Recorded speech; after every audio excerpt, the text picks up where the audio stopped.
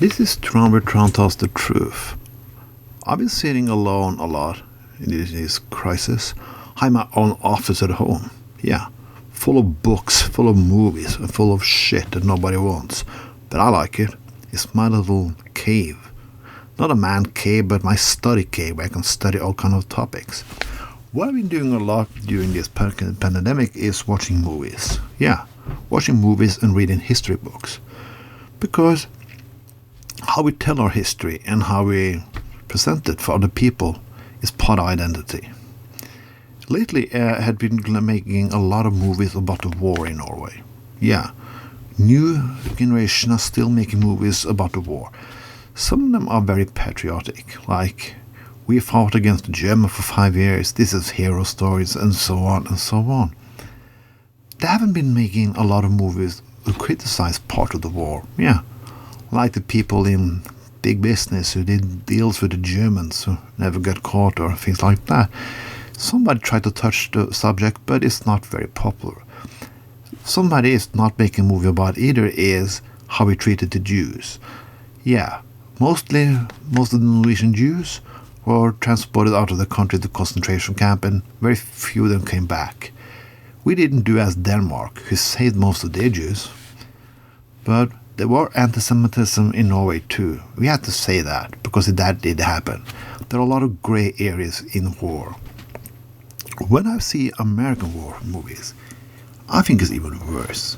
Because that is a part of why I'm thinking about your war movies and I think about Trump.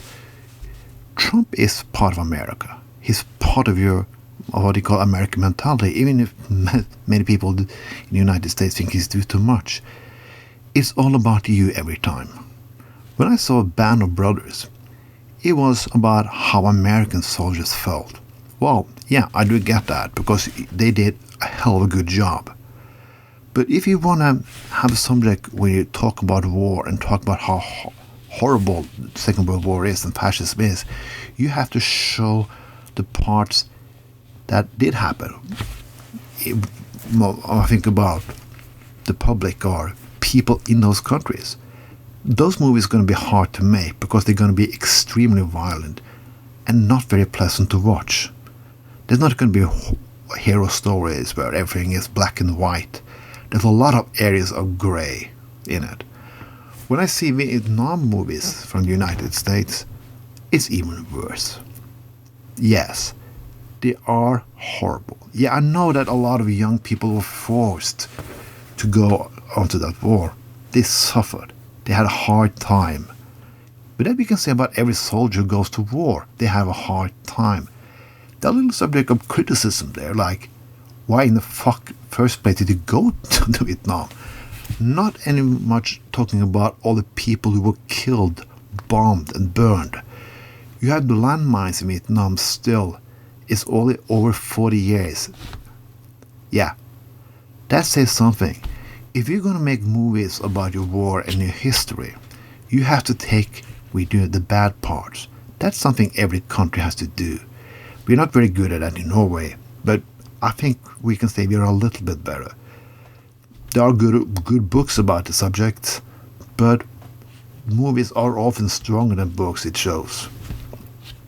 If you want to go on as a nation, if every nation has to want to move and progress, they have to discuss the bad parts too. Even as it's hard, even as it's tough. There are a lot of changes now. We call it identity, politics, and so on. But it's not about that. It's about a lot of other people in the world who's not white, who's not conservative, who's not that national, but also have their stories to tell. Yeah, their view on that, what happened. Yeah.